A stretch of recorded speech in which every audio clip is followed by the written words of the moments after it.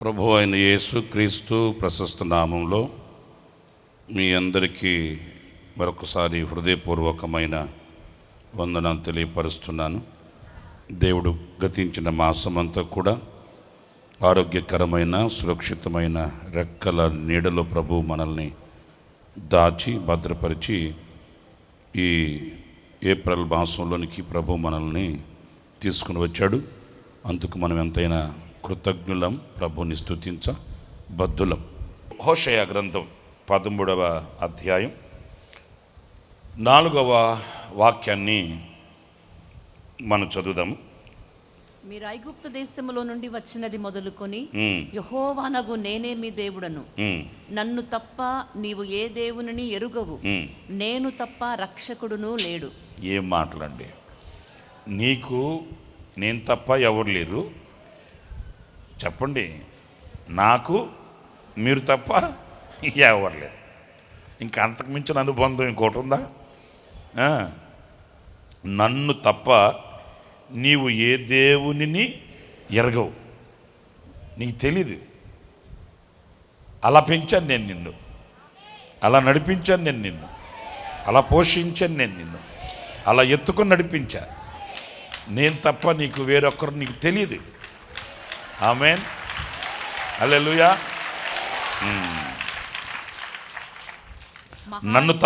నేను తప్ప రక్షకుడును లేడు. సరే, చాలా మంచి మాట. చిన్న పిల్లలకి తండ్రి అలాగే ఉంటాడు. ఆ తండ్రి తప్ప వేరొక హీరో పిల్లలకి లేడు. ఏమన్నా ఆడు కదిపేమనుకో ఏమంటాడు, మా నాన్నతో చెబుతా, ఏమో వాళ్ళ నాన్న పెద్ద హీరో అయినట్టు. వాడికి వాళ్ళ నాన్నే హీరో కదా. అలాగే మన దేవుడు కూడా, మనకు ఆయన తప్ప వేరొక దేవుడు మనకు తెలియదు. ఆయన తప్ప వేరొక ఆశ్రయం మనకు లేదు. ఆయన తప్ప వేరొక దిక్కు మనకు లేదు. ఆయనే మనకు సర్వం, ఆయనే మనకు సమస్తం, ఆయనే మనకు మనసంతా నిండిన మహా రాజు. హల్లెలూయా. ఇప్పుడు వాగ్దానం, దేవుని యొక్క శక్తి కలిగిన మాట ఏంటంటే, మహా ఎండకు కాలిన అరణ్యములో నిన్ను స్నేహించిన వాడను నేనే, నిన్ను స్నేహించిన వాడను నేనే. హల్లెలూయా. అదిగో చూసారండి ఎంత బాగుందో చూడండి. మహా ఎండకు కాలిన అరణ్యంలో, అమ్మో ఆ ఎండ ఏమెండ, ఏమెండో. ఆ ఎండలో అలసిపోయి సొలసిపోయి సొక్కిపోయి సొమ్మసొల్లిపోయి ఉంటే ఈడు సావిడు చస్తాడులే అని చెప్పి దేవుడు కన్ను మూసుకొని లేడు. వెంటనే ఆయన ప్రక్కన నిలిచి భుజం మీద చెయ్యేసి ఆయన చెప్తున్నాడు, నేనున్నాను నీకు, నేనున్నాను నీకు, నీవు అలసటను అందకుండానట్లు నీకు సేద తీర్చువాడను, నిన్ను ప్రేమించువాడను, నిన్ను స్నేహించువాడను. అలాగని ఈ ఎండకి కదా ఈడు ఇట్లాగ అయిపోయాడు, ఈ ఎండకి కదా ఇలాగ వాలిపోయాడు, ఓడిపోయాడు, వాడిపోయాడు అని ఎండను తీసేయడు. వింటున్నారా? ఏయ్ ఎండా వెళ్ళు అట్లా అన్నాడు. దాని పని అది చేసుకొని, నీకెందుకు, నేనున్నాను కదా నీకెందుకు, నేనున్నాను కదా నీకు. అదే మహా ఎండకు కాలిన అరణ్యములో నిన్ను స్నేహించువాడను నేనే.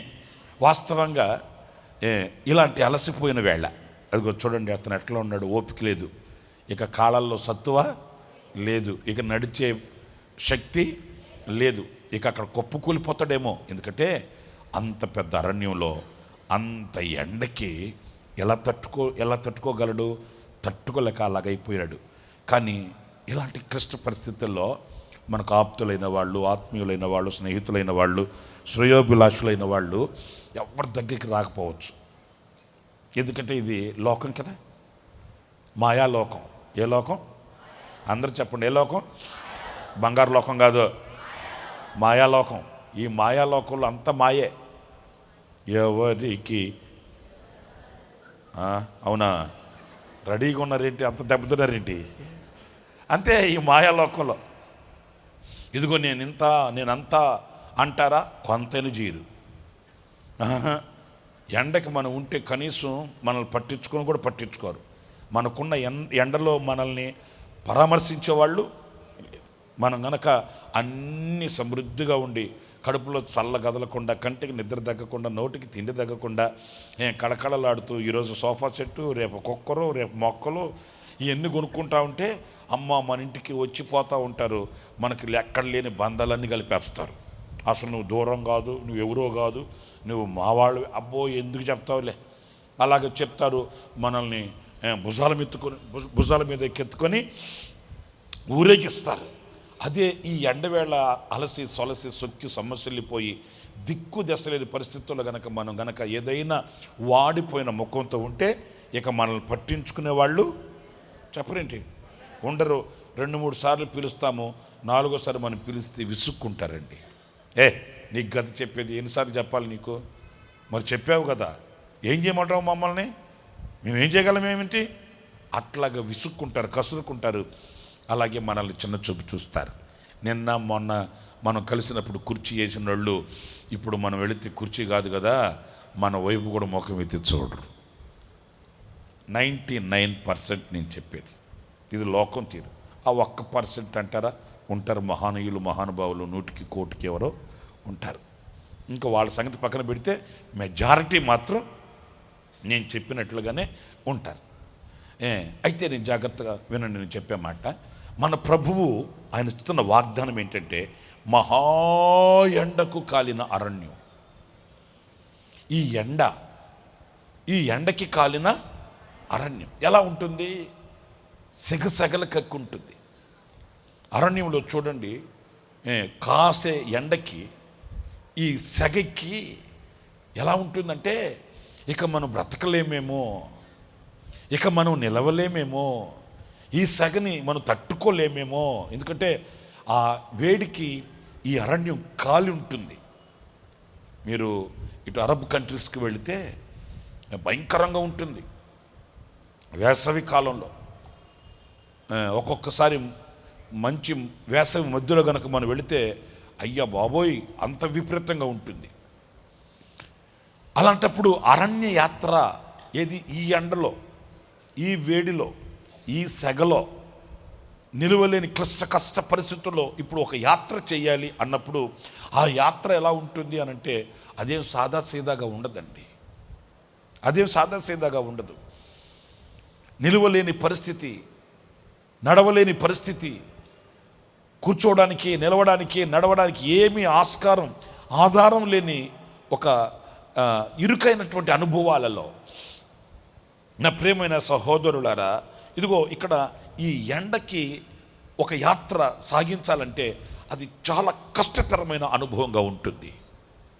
ఈ రోజున కొన్ని అనుభవాలు కూడా మనం వింటే ఇది మహాకాలిన అరణ్యంలో మనం నడవవలసిన యాత్ర, విశ్వాస యాత్ర. కొన్ని పరిస్థితులు మీరు బయట వింటున్నారు కదా.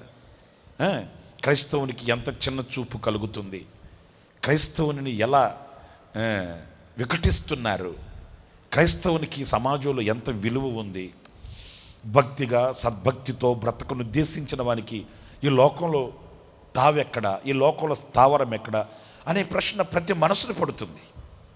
వివేకం కలిగిన ప్రతి మనిషి ఆలోచిస్తాడు కదండి. మరి ఈ మహా ఎండకు కాలిన అరణ్యంలో మనకెవరు దిక్కు, మనకెవరు తోడు, మనకు అండదండలుగా నిలిచేది ఎవరు, మన పక్షాన నిలిచేది ఎవరు, మనకెవరైనా ఉన్నారా, అసలు లేరా? వింటున్నారండి? రేపటి రోజు ఏం జరగబోతుంది? ఈ మహా ఎండకు కాలిన అరణ్యం, ఈ అరణ్యంలో నా గమ్యం ఎక్కడ, నా దిక్కు దశలు ఎక్కడ, నా యాత్ర ఎలా సాగాలి? నేను చెప్పేది ఏదో నాకొక్కడికే కాదు, నేను చెప్పేది మీకు ఒక్కరికే కాదు. మీకు ఒక ఫ్యామిలీ ఉంది, మీకు ఒక కుటుంబం ఉంది, నాకు ఒక సంఘం ఉంది. ఏదో నేను ఒక్కడినే పెట్టే బేడా అనుకుంటే ఏముంది, అయితే అయినోడు పోతే పోయినోడు నాది, నా సంగతి కదా. కానీ నాకు ఒక సంఘం ఉంది, మీకు ఒక ఫ్యామిలీ ఉంది, నీకు ఒక కుటుంబం ఉంది కదండి. మరి ఈ రోజున మనుగడ కొనసాగించడానికి, మనం సంతోషంగా సాఫీగా సాగి వెళ్ళడానికి ఆధారం ఏంటి అనే ప్రశ్నకి సమాధానమే ఈ వాక్యం.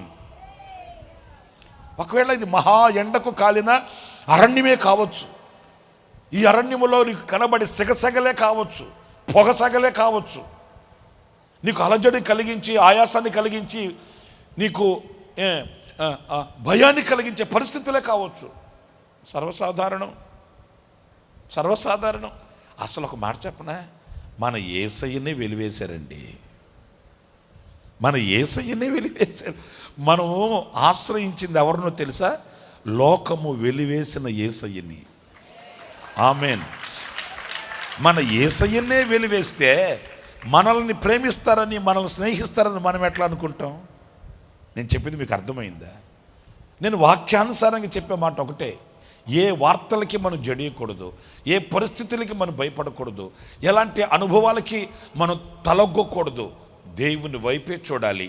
ఆయన వైపే మనం చూస్తే ఆయన మనకు కనిపించేది ఎట్లాగంటే, ఈ లోకం మనల్ని వెలివేస్తుందని, ఈ లోకం మనల్ని దూరం చేసుకుంటుందని, ఈ లోకం మనల్ని నిందిస్తుందని సాక్షాత్ యేసయ్యే చెప్పాడా లేదా?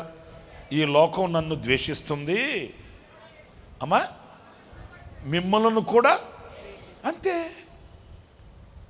అయితే ఒక్కటి, ఈ మహా ఎండకు కాలుతున్న ఈ అరణ్యములో మిమ్ములను స్నేహించువాడును నేను.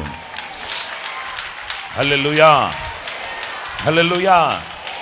మనకు లోకంలో బలవంతులైన శక్తివంతులైన వాళ్ళు ఎవ్వరు లేరు, కానీ లోకాన్ని సృష్టించిన సృష్టికర్త మనతో కూడా ఉన్నాడు. జీవాధిపతి అయిన ప్రభు మనతో ఉన్నాడు. ఒకవేళ లోకములో ఉన్న పరిస్థితులు మనకున్న ప్రొటెక్షన్ తీసేయచ్చు. నేను చెప్పింది మీకు అర్థమవుతుందా? లోకంలో ఉన్న పరిస్థితులు మనకున్న ప్రొటెక్షన్ని, మనకున్న కాపుదలని, మనకున్న భద్రతని తీసేయచ్చు. అంత మాత్రాన దేవుని కాపుదల మనకు లేకుండా పోతుందని మాత్రం అనుకోవద్దు. సర్వశక్తి కలిగిన దేవుడు మనకు తోడుగా ఉన్నాడు. ఈ మహా ఎండకు కాలిన అరణ్యంలో దేవుని కృప మనకు తోడుగా ఉంటుంది. ఈ మహా ఎండకు కాలిన అరణ్యములో ఆయన మనకు తోడుగా, నీడగా, ఇమ్మానుయేలుగా ఉంటాడు. ఆమె ఎప్పటికీ ఎన్నటికీ ఆయన చేయి విడిచే దేవుడు కాదు. మనుషులు దూరం చేసుకున్నట్లుగా దూరం చేసుకునేవాడు, మనుషులు విడిచినట్లు విడిచిపెట్టేవాడు, మనుషులు ద్వేషించినట్లుగా ద్వేషించేవాడు కాదు. దేవుని వాక్యంలో వ్రాయబడి ఉంది, నా యొద్దకు వచ్చు వారిని నేను ఎంత మాత్రమును త్రోసివేయనని చెప్పాడు ఆయన. హల్లెలూయా, హల్లెలూయా. అయితే ఈ మహా ఎండకు కాలిన అరణ్యంలో ఉన్న పరిస్థితులు భీకరంగానే ఉండొచ్చు, వినడానికి కష్టతరంగానే ఉండొచ్చు. ఇదేంటిది ఇలాగ? మీరు పరమగీతాల గ్రంథంలో మొదటి కీర్తన, పరమగీతాల గ్రంథం మొదటి కీర్తన 6వ చరణాన్ని చదువుతారు చూడండి. నల్లని దాన్నని నన్ను చిన్న చూపులు చూడకుడి. ఎందుకు నల్లగా అయిపోయిందంట? నేను ఎండ తగిలిన దానను. అది రూపం మారిపోయింది. వింటున్నారండి? రూపం కళకళలాడుతూ, నూనె గారిపోతూ, గ్లామర్ కింగ్ లాగా. అలాగే సంఘం లేదు. తలలు పైకి నన్ను చూడాలి, జాగ్రత్తగా వినాలి నేను చెప్పే మాట. సంఘం ఎలా ఉందంట? నల్లగా కమిలిపోయింది ముఖం. సొగస్సుతోనూ సౌందర్యంతోనూ, లేకపోతే ఇంకొకటి ఏమీ తక్కువ లేకుండా, ఏమీ కొదువ లేకుండా, అలాగ ఏమీ లేదు. సంఘం నల్లగా కమిలిపోయి ఆ ముఖ కవళికలు మారిపోయాయి. ఎందుకు అలాగా మారిపోయింది అంటే, ఆ సంఘం చెప్తుంది, నేను సౌందర్యం గలదానినే, నా ఆత్మలో ఉన్న సౌందర్యం తగ్గలేదు, నా ఆత్మలో ఉన్న వైరాగ్యం తగ్గలేదు, ఆత్మీయంగా నేను సౌందర్యము గలదాననే, ఆత్మీయంగా నేను చెప్పండి నా ప్రియునికి ఇష్టకరమైన దానినే. కాకపోతే ఈరోజు నేను ముఖము కమిలిపోయి నల్లగా మారిపోవడానికి గల కారణం ఏంటంటే, ఈ మహా ఎండకు కాలిన అరణ్యములో నడిపించబడుతున్న సంఘాన్ని నేను. హల్లెలూయా, హల్లెలూయా. సుకుమారంగా శుతిమెత్తగా బ్రతుకుతున్న వ్యక్తిని కాదు. నాకు ఈ లోకంలో ఈ మహా ఎండకు కాలిన అరణ్యములో పొగసెగలే ఎదురవుతాయి, సిగసెగలే ఎదురవుతాయి. కాలు తీసి కాలు ముందుకు వెళ్ళడానికి క్లిష్టమైన పరిస్థితులే నాకు వాటిల్లుతాయి. నేను ఈ ఎండకు కాలిన దానను. వింటున్నారండి? సంఘంగా ఈ రోజున సంఘముగానైనా వ్యక్తిగతంగానైనా మన మైండ్, మన మనసుని ట్యూన్ చేసుకోవాలి. మనం ఏది ఎదురైనా ఏమొచ్చినా అది కొత్తదైనట్లుగా మనం అనుకోకూడదు. స్తోత్ర. మన ప్రభువు అయిన యేసుక్రీస్తు ఆసన్నమయ్యే దినాలు సాగుతున్నాయి. నేడో రేపు మన ప్రాణప్రియుడైన యేసయ్య వచ్చేస్తాడు. హల్లెలూయా. వచ్చేస్తాడు. ఆయన వచ్చేస్తాడు, మనల్ని తీసుకెళ్ళిపోతాడు. ఆయన వచ్చేంత వరకు కాస్త ఈ మహా ఎండకు కాలిన అరణ్యములో ఓర్పుతో, నెరుపుతో, సహనముతో, సంతోషంతో మనం సాగి వెళ్ళాలి. వింటున్నారండి? ఈ మహా ఎండకు కాలిన అరణ్యములో నేను ఎండ దెబ్బకు తగిలిన దానినయ్యా. నాకు ఆకలి ఏంటో తెలుసు బాబు, నాకు నిందలంటే ఏంటో తెలుసు బాబు, ఆవేదన అంటే ఏంటో తెలుసు బాబు. వింటున్నారండి? కదలలేక మెదలలేక రాత్రి మంచం మీద పడుకొని నా దిండు తలగడ తడిచిపోయేటంత వరకు ఏడ్చిన రోజులు, దినములు నాకు తెలుసు నాయన. ఇది మహా ఎండకు కాలిన అరణ్య యాత్ర ఇది. వింటున్నారండి? చెప్పుకోవడానికి నా బాధకి భాష లేదు. ఎవరికన్నా వివరించుకోవడానికి నా బాధకి భాష లేదు. ఇది మౌన వేదన, ఇది మూగ వేదన. మూగ వేదనకి భాష ఉంటుందా? ఉండదు. నా ముఖం కమిలిపోయిందంటే, నా ముఖ కౌళికలు మారిపోయాయి అని అంటే, ఇదిగో ఈ ఎండ దెబ్బ. అయితే ఒక్కటి, ఈ మహా ఎండకు కాలిన ఈ అరణ్యములో నా ముఖ కౌళికలు మారిపోవచ్చేమో కానీ, నేను నల్లగా మారిపోవచ్చేమో కానీ, నా ప్రియునికి మాత్రం నేను దూరం కాలేదు. ఆయన నన్ను స్నేహించుచున్నాడు, ఆయన నన్ను నడిపించుచున్నాడు. నేను కృంగినప్పుడల్లా నన్ను ధైర్యపరుస్తున్నాడు. ఆ ధైర్యపడినప్పుడల్లా నా చేతిని పట్టుకుంటున్నాడు. కన్నీళ్లు కాల్చినప్పుడల్లా నా చెంపల మీద చేయి పెట్టి తుడుస్తున్నాడు. నేను ఎవరూ లేరు అనుకున్నప్పుడల్లా నా ప్రక్కనే ఉంటున్నాడు. ఆయన నాకు తోడు నీడగా ఉండి ఆయన ప్రతి అడుగును పదిలంగా వేయిస్తున్నాడు. నా గురి తప్పట్లేదు, నా గమ్యం మారట్లేదు, నా యాత్ర నిలిచిపోవట్లేదు, సాగి వెళుతున్నది. నా ప్రియమైన వారలారా, ఈ ఎండ భీకరమైన ఎండ. మీరు 32వ కీర్తన కూడా చూడండి, 4వ చరణంలో, దివారాత్రులు నీ చెయ్యి నా మీద బరువుగా నుండెను, నా సారము వేసవి కాలమున ఎండినట్టాయెను. ఏంటది? నా సారము అంటే ఓపిక లేదిక. వేసవి కాలంలో ఎండకి ఎలాగ ఎండిపోతుంది అంటే, ఈ వేసవి, ఈ ఎండ అనేది ఏం చేస్తుంది? సారాన్ని పీల్చేస్తుంది. తలలు పైకెత్తి చూడండి, సారాన్ని పీల్చేస్తుంది, సత్తువ ఉండదు. నేను మీతో చాలా చొరవతో మాట్లాడుతున్నాను. తింటుంటాం కానీ ఓపిక ఉండదు. అవునండి, నేను చెప్పేది ఏదో నేను ఎవరో అలా అని కాదు, అనుభవాలు చెప్తున్నాను నేను. తింటుంటారు కానీ ఆ సత్తువ ఉండదు శరీరంలో. కదిపితే ఏడ్చేస్తారు కొంతమంది, నాకు తెలుసు. వాళ్ళని కదిపితే వాళ్ళ గుండెలు బ్రద్దలైపోతాయి. వాళ్ళని కదిపితే వాళ్ళ గుండెల్లో ఉండే క్షోభ, వాళ్ళ గుండెల్లో ఉండే ఆవేదన అంత ఇంత కాదు.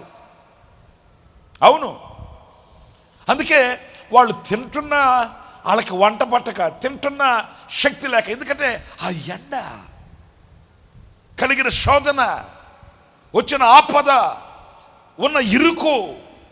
నాకు చాలా చాలా చాలా చాలా కుటుంబాలు నాకు తెలుసండి. చూడటానికి బాగానే ఉంటారు కానీ వాళ్ళల్లో ఏమాత్రం ఓపిక ఉండదు. ఎందుకు అలాగా నిస్సారమైపోయారు? ఎందుకు సారం లేకుండా అయిపోయిందంటే, తగిలిన ఎండ, కలిగిన ఎండ, వాళ్ళకు వచ్చిన శోధన, వాళ్ళకు వచ్చిన ఇబ్బంది, వాళ్ళ ఎదుట నిలిచిన ఆ అగ్ని. ఆ అగ్నిలో పడి వెళుతున్నప్పుడు, ఆ జలములలో పడి వెళుతున్నప్పుడు వాళ్ళకున్న ఆ సత్తువ అనేది ఎలా ఉంటుందంటే, ఈ ఎండకి ఆ సారహీనమైన సత్తువ లేని పరిస్థితుల్లో. అందుకే ఈ సంవత్సరం పాటలు కూడా మనం పాడుకున్నాం.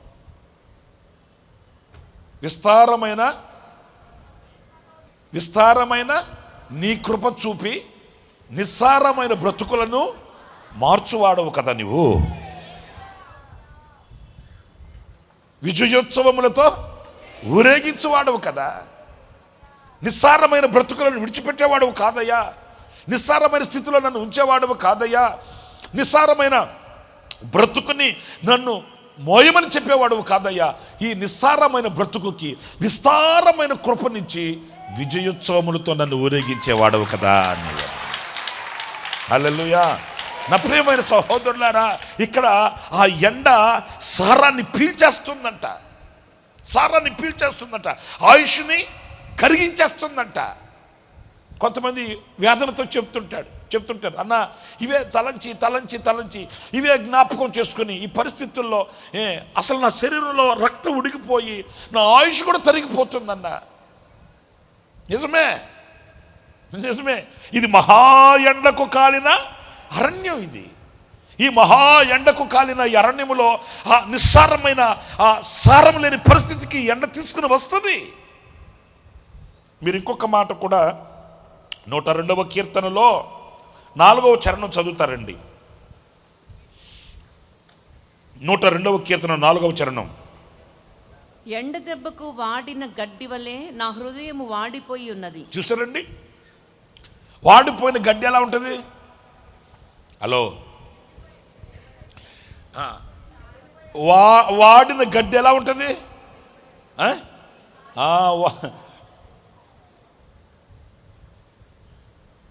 తూలిపోతూ ఉంటుంది. హలో, కాసేపు మాట్లాడదాం. కాసేపు కూర్చో, ఆ మాట ఈ మాట మాట్లాడుకుందాం.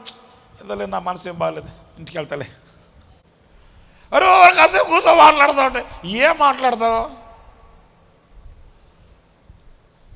ఏదో నాలాంటి దైవజనుడు కాసేపు లేకపోతే నాలాంటి దైవజనుడు వాక్యం చెప్పాడనుకో, కొంతమందికి అది కూడా ఎక్కసంగా ఉంటుంది. ఏమింటారు అట్లా అని. ఎండ, ఇప్పుడు నేను చెప్పిన ఈ మాటలన్నీ దేనికి సంబంధించినవి అనంటే, మహా ఎండకు కాలిన అరణ్యపు అనుభవాలు, మహా ఎండకు కాలిన జీవితపు సత్యాలు ఇవి. ఎవరు కాదని అవునని చెప్పేదానికి లేదు. ఇవి అనుభవించిన వాడికే తెలిసే సత్యాలు ఇవి. ఈ మహా ఎండకు కాలిన అరణ్యములో నడిపించబడుతున్న వ్యక్తి యొక్క జ్ఞాపకాలు ఇవి. కీర్తనల గ్రంథంలో మనం చదువుతాము, నా తొలిటి దినములను పూర్వకాల సంవత్సరములను జ్ఞాపకం తెచ్చుకుంటాను. రాత్రి వేళ నేను పరుండి పాడిన పాట నా మనసునకు తెచ్చుకుంటాను. ఇవి ఏదో అక్కడ జరిగాయి, అక్కడ చెప్పారు, ఎక్కడ చెప్పారని వాళ్ళు చెప్పిన వీళ్ళు చెప్పినవి ఏదో మనం చిలక పొలుగులుగా మాట్లాడుకోవడం కాదు. జీవితంలో అనుభవించి అడుగులు వేసిన సత్యాలు ఇవి. నా బ్రతుకుల్లో ఉంటాయి, మీ బ్రతుకుల్లో ఉంటాయి, మీ జీవితంలో ఉంటాయి, నా జీవితంలో ఉంటాయి. ఇవి దాచుకున్న అనుభవాలు, సత్యాలు ఇవి. ఎండకు కలిగిన అనుభవాలలో ఈరోజున వాడిపోయి, నిస్సారమైపోయి, అలసిపోయి, సొలసిపోయి, సొక్కిపోయిన అనుభవాలలో వేస్తున్న ప్రతి అడుగు కూడా ఎంత విలువైనది.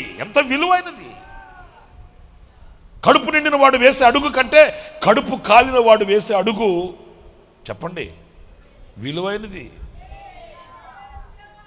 కదా. గుండె గడగడలాడిపోతుంటే గుండె గుప్పెట్లో పెట్టుకుని దినాల్ని వేళ మీద లెక్క పెట్టుకుంటున్న వాడు ఒక అడుగేసి ముందుకెళ్ళాలంటే ఆ అడుగులో ఉండే భారం ఏంటో అతనికి తెలుస్తుంది. ఆ భారం ఏంటో అతని గుండె బరువులు చూడగలుగుతాం. నా ప్రియమైన సహోదరులారా, అయితే ఒక మాట, 2-3 మాటలు నేను మీతో చెప్పి ముగిస్తాను. ఈ మహా ఎండకు కాలిన అరణ్యములోనంట మనల్ని స్నేహిస్తాడంట ఆయన. ఆమె చప్పట్లు కొట్టాడు ప్రభుకి. హల్లెలూయా. స్నేహించడం అంటే ఏం చేస్తాడు? ఈ మహా ఎండకు కాలిన అరణ్యంలో ఆయన స్నేహించి అంటే మనకి ఏం చేస్తాడు అనేది మాత్రం ఒక 3 మాటలు చెప్తాను. చాలు. ఒకవేళ ఈ మహా ఎండ ఈ అరణ్యంలో మనల్ని వేధించినా మనం లెక్క చేయాల్సిన అవసరం లేదు. మనం ఏదో పోగొట్టుకున్నామని బాధపడవలసిన అవసరం లేదు. ఎందుకంటే ఈ ఎండ వేళ ఈ మహా ఎండకు ఆయన మనల్ని స్నేహించినప్పుడు కలిగే అనుభవాలు ఎలా ఉంటాయి అనేది మొదటిది యెషయా గ్రంథం 4వ అధ్యాయం. యెషయా గ్రంథం 4వ అధ్యాయం 5వ వాక్యం దగ్గర నుంచి చదువుతారు. సియోను కొండలోని ప్రతి నివాస స్థలము మీదను దాని ఉత్సవ సంఘముల మీదను పగలు మేఘ ధూమములను రాత్రి అగ్ని జ్వాలా ప్రకాశమును యెహోవా కలుగు చేయును. స్తోత్రం కలుగుగాక. మహిమ అంతటి మీద వితానముండును. పగలు ఎండకు నీడగాను. ఇక్కడ వినండి, పగలు ఎండకు నీడగాను. సపట్లు కొట్టండి యేసయ్యకి. ఏయ్ కొట్టు. హల్లెలూయా హల్లెలూయా. ఎండకి ఆయన నీడను ఏర్పాటు చేస్తాడంట. మహా ఎండకు కాలిన అరణ్యంలో ఒక నీడ. స్తోత్రం చెప్పండి. ఈ ఎండే నా జీవితానికి పెద్ద పీడ అనుకుంటే దేవుడు అంటాడు, ఈ పీడ అనుకోవద్దురా, ఈ మహా ఎండకు కాలిన అరణ్యంలో నేను నీకు ఒక నీడ. హల్లెలూయా. అది నీకు పీడ, నేను నీకు నీడ. హల్లెలూయా హల్లెలూయా హల్లెలూయా. అంటే ఇప్పుడు ఒక మాట చెప్పే మాట వినండి. పొగ సగలు కక్కే అనుభవాలు ఇక్కడ ఉంటాయి, ఉరుకులెత్తే అనుభవాలు ఇక్కడ ఉంటాయి, విషపు చూపులు ఇక్కడ ఉంటాయి, నిందల వలయాలు ఇక్కడ ఉంటాయి, బాకుపోట్లు లాంటి మాటలు అక్కడ ఉంటాయి. ఇవన్నీ మన కళ్ళ ముందే ఉన్న మనకు మాత్రం ఒక నీడను ప్రభు ఏర్పాటు చేస్తాడు. హల్లెలూయా. ఆ నీడ మనకు విశ్రాంతినిస్తుంది. చప్పట్లు కొడతానే ఉండాలి మీరంతే. హల్లెలూయా. ఆ నీడ మనకు శక్తినిస్తుంది. ఆ నీడ మనకు ఊరటనిస్తుంది. ఆ నీడ మనలో ఒక తెలియని ఉత్తేజాన్ని నింపుతుంది. ఆ నీడ మనలో ఒక ఉత్సాహాన్ని నింపుతుంది. ప్రియులారా, ఎటు చూసినా ఎండే, ఎటు చూసినా ఎండమావులే, ఎటు చూసినా మహా ఎండకు కాలిన అరణ్యములో ఉండే పొగసగలే. కానీ అవి ఏవి నీ దరికి రానివ్వకుండా ఒక నీడ. నిన్ను స్నేహించడం అంటే ఏంటి? నీ పక్కన కూర్చొని ఏం చేద్దాంలే, కంగారు పడబాకు, మరి మనకు కాకుండా చెట్లకి పుట్లకి గుట్లకి వస్తాయి ఆ కష్టాలు, ఓర్చుకోమ్మా, ఓర్చుకో బాబా అని మాటలు చెప్పడం కాదు. ఎవరేం చెప్తారు అవి? ఏ తెగులు సమీపించనీయక, ఏ దిగులు నదరి చేరనివ్వక, ఆపదలన్నీ తొలగే వరకు ఆత్మలో నెమ్మది కలిగే వరకు. ప్రియులారా, ఈ పొగ సగలు కక్కుతున్న ఈ అరణ్య యాత్రలో నా గమ్యానికి నేను ఎలాగా వెళ్ళేది, నా మార్గంలో నేను ఎలా నడిచేది, నా పిలుపుని నేను ఎలా కాపాడుకునేది, నా దర్శనాన్ని నేను ఎలా కాపాడుకునేది, నన్ను పిలిచిన పిలుపులో ఉన్న రహస్యాన్ని నేను ఏనాడు సంపూర్ణం చేసుకునేది, ఇలాంటి ప్రశ్నలన్నీ మనల్ని వేధించవచ్చు. ఎందుకంటే మన ఎదుట కనబడుతున్న ఎండ, మన ఎదుట కనబడుతున్న కాలిన అరణ్యం మనకు ఇలాంటి ప్రశ్నలే మనకు శూలాల్లాగా విసురుతుంది. నిమ్మడంగా నెమ్మదిగా ఉండదు ఈ లోకం. చాలా సంవత్సరాల క్రితం ఒక పాట రాశాను. ఆ పాటలో ఈ మాటలు పెట్టాను. కడలి తీరం కనబడని వేళ, కడలి కెరటాలు వేధించు. నేనేమో అడుగడుగు జాగ్రత్తగా అయ్యో బాబా అని అడుగు వేసుకుంటూ వెళ్తున్నాను ఈ యాత్రలో, ఈ సముద్రపు పయనంలో. అదిగో ఆ తీరం కనబడుతుంది, అక్కడికి వెళ్దామని నేను వెళ్తుంటే ఏదో కొత్తగా నమ్ముకున్నాడే, ఏదో ప్రతిష్ఠించుకున్నాడే, ఏదో నిబంధన చేసుకున్నాడే, ఏదో పవిత్రంగా పరిశుద్ధంగా నీతిగా నిజాయితీగా యథార్థంగా బతకాలని అనుకున్నాడే. పోని పాపం అనుకుంటాయా ఈ కెరటాలు? నా తీరం నాకు కనబడక, నా తీరం ఎక్కడ, నేను దేవులాడుకుంటూ కష్టంగా తెడ్డేసుకుంటూ కష్టంగా ఈ నావని నడుపుకుంటూ వెళుతుంటే ఈ కెరటాలు పాపం, అయ్యో పాపం, పోనీలే భక్తిగా ఉంటున్నాడు, యథార్థంగా ఉంటున్నాడు, లోకం వద్దనుకున్నాడు, సినిమాలు వద్దనుకుంటున్నాడు, స్నేహితులు వద్దనుకుంటున్నాడు, ఏదో దేవుడు కావాలని వెళ్తున్నాడు, వెళ్ళని అనుకుంటాయా ఈ కెరటాలు? కడలి తీరం కనబడని వేళ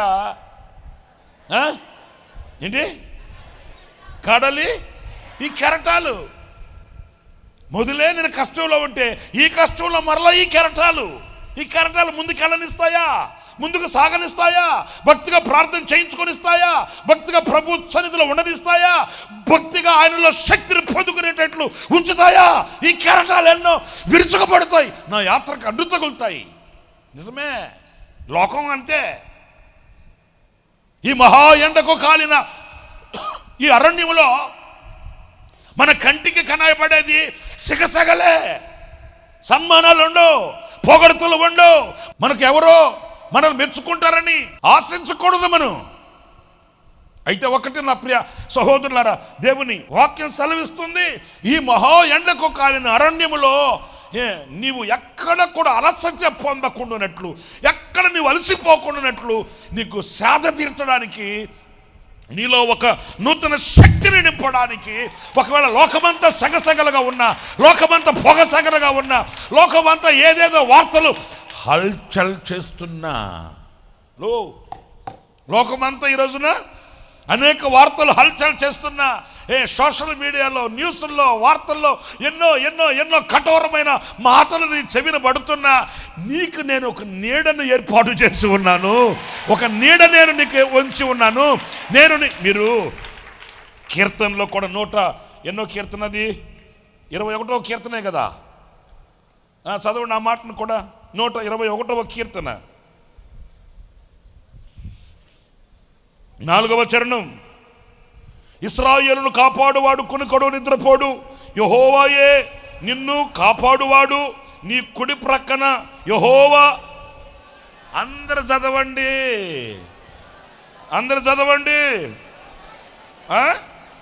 యెహోవాయే నిన్ను.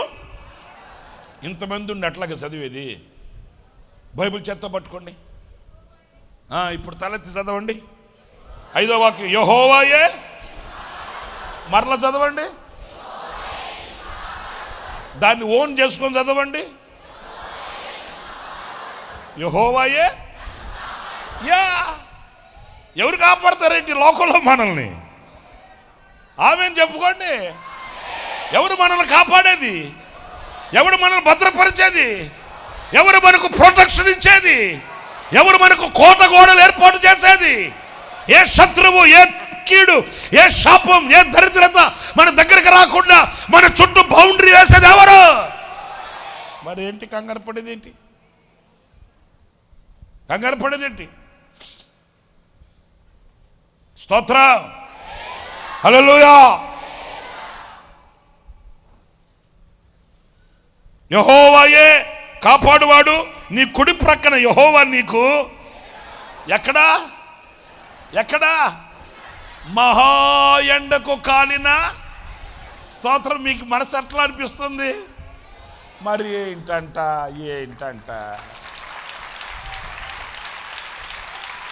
హల్లెలూయా. ఈ మహా ఎండకు కాలిన అరణ్యంలో ఆయన మన కుడి ప్రక్కన పొగ ఉండే సెగల్లో, ఆ ఎండలో చక్కగా ఒక తాటికి పందిరి దొరికింది అనుకో, వస్తావు అక్కడి నుంచి మళ్ళీ? చక్కటి చల్లటి తాటికి పందిరి ఒకటి దొరికితే ఆ అరణ్యంలో, ఇంకెవరన్నా నీకు ఆఫర్ ఇస్తాం వస్తావా అంటే, ఆఫర్ ఉంటే నువ్వు తీసుకుపో బాబా, నేను రాను. ఎవడన్నా యేసయ్యని వదిలిపెట్టి వెళ్తాడా? మాట్లాడరేంటి? ఎవరన్నా యేసయ్యకి వెన్ను చూపిస్తారా? ఎవరన్నా యేసయ్యకి దూరం అయిపోతారా? ఎందుకు దూరం అవరు? ఈ మహాయండకు కాలిన అరణ్యంలో చక్కటి చల్లని నీడ, నా దేవుడు చల్లని చక్కటి నీడ. ఆమేన్. ఈ లోకమేమో, ఈ అరణ్యమేమో నన్ను హరించాలని, నన్ను మట్టి చేయాలని, నన్ను కృంగదీయాలని, నన్ను పతరు చేయాలని, నన్ను అట్టడుకి తొక్కయా అనుకుంటుంది ఈ అరణ్యం. నా దేవుడు నాకు నీడగా ఉంటాడు.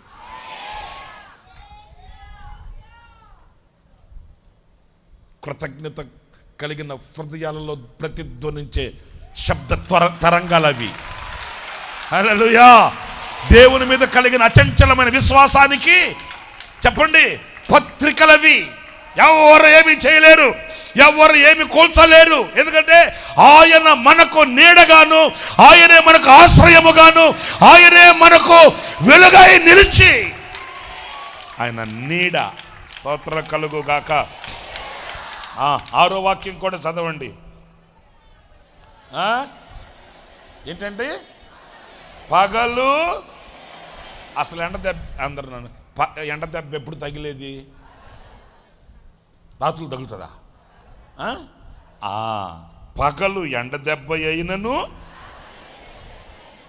మీకు ఎప్పుడన్నా వెన్నుల దెబ్బ తగిలిందా? అంటే ఇక్కడ పోల్చడానికి అంటే 2 కోణాలలో, అదైనా ఇదైనా, అంటే అంత కఠోరమైనదైనా ఇంత సున్నితమైనదైనా, కనీసం రాత్రి వెన్నెల దెబ్బ కూడా అంటే ఇంకా దానికి మించిన సున్నితమైనది ఇంకోటి ఉందా? ఇది సరే, ఎండ కఠోరమైనది, ఇది కఠోరమైనది, భారమైనది. దీన్ని తగలనివ్వనంటే ఓకే. ఇదే కాదు, ఇదే కాదు. వెన్నెల దెబ్బ ఎంత, అంతకు మించిన సున్నితమైనది ఇంకోటి ఉందా? పోల్చి చెప్పనా?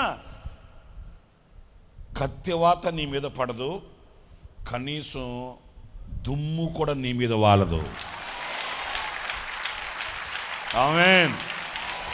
కత్తి ఎంత కఠోరమైనది, మరి దుమ్ము ఎంత, దాని బొతుకెంత, అది కూడా నీ మీద వాలనివ్వను. ఈ మహా ఎండకు కాలిన అరణ్యములో నీ కుడి ప్రక్కన నేను నీడగా ఉన్నాను. నీవు అలసట నమ్మకూడనట్లు నీకు శక్తిని ప్రసాదించడానికి, నీలో నూతన బలాన్ని నింపడానికి నీ కుడి ప్రక్కనే ఉన్నా. నా ప్రియ సహోదరులారా, ఇంకేం కావాలి? మన దేవుడు మనకి ఏమి ఇవ్వాలి చెప్పండి? ఇంకెందుకు మనం అలసిపోవాలి చెప్పండి? ఆమేన్. హల్లెలూయా, హల్లెలూయా. నిజంగా ఒక మాట నేను మిమ్మల్ని అడుగుతున్నాను, చెప్పండి. ఒక్కసారి వెనక్కి తిరిగి చూడండి. దేవుడే మనకు అలా నీడనివ్వకపోతే ఈరోజు మనం బ్రతికి బట్టగట్టి ఇక్కడ కూర్చునేవాళ్ళమా? ఎన్ని ఉపద్రవాలో, ఎన్ని ఆటుపోట్లు దాటుకొచ్చామో, వైభవం ఎన్ని సముద్రాలు దాటుకొచ్చామో, ఎన్ని అగాధాలు దాటుకొని వచ్చామో ఇక్కడికి.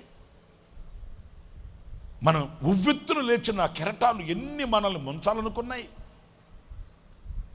ఇంత మహా కృపనిచ్చిన దేవుడు, స్తోత్రం కలుగుగాక.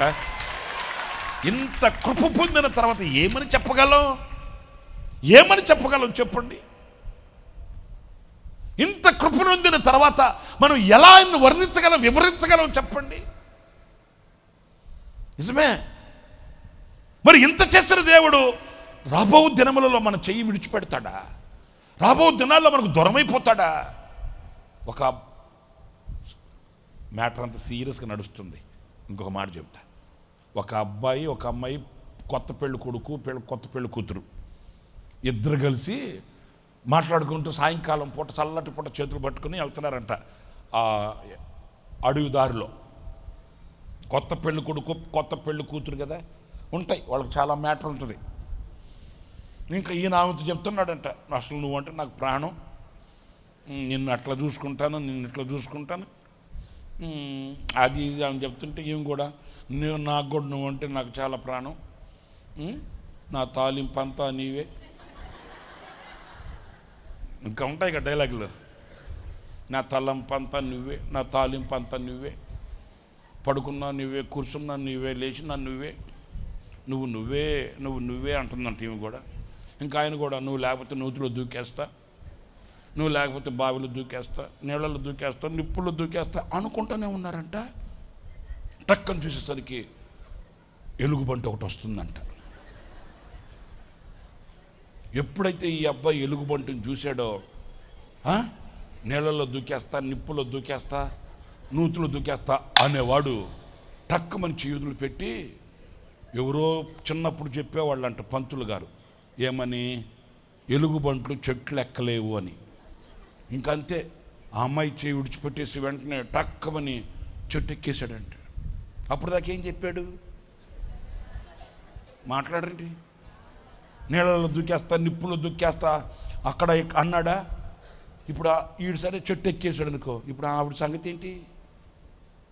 ఆవిడ సంగతి ఏంటి అంటే నాకు అర్థం కాల. ఇదేనా డైలాగులు కొట్టేది? ఇదేనండి డైలాగులు మాత్రం బాగానే ఉంటాయి. కెమెరా వాళ్ళు చుట్టూ తిరుగుతుంటే, పెళ్ళికి వచ్చిన వాళ్ళు అబ్బో రంగులు రంగులుగా కుర్చీలో కూర్చొని నవ్వుతుంటే అప్పుడు కొట్టే డైలాగులు ఎట్టుంటాయి? వ్యాధి ఎందును, బాధ ఎందును,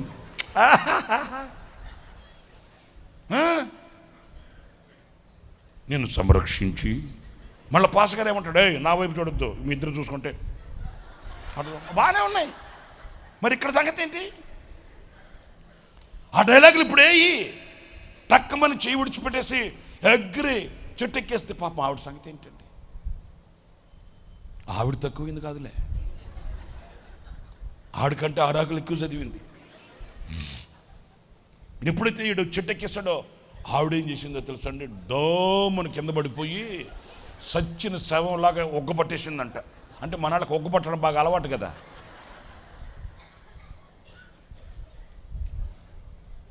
ఇప్పుడు మగాళ్ళన్నా ఒగ్గపడితే రాత్రి 12 గంటలకు 1 గంటకి మెల్లగా లేచి డేక్షల దగ్గరికి వెళ్తుంటారు. ఏంటి అక్కడ డేక్షలు కదులుతున్నాడు, ఏమి లేదులే అంటాడు.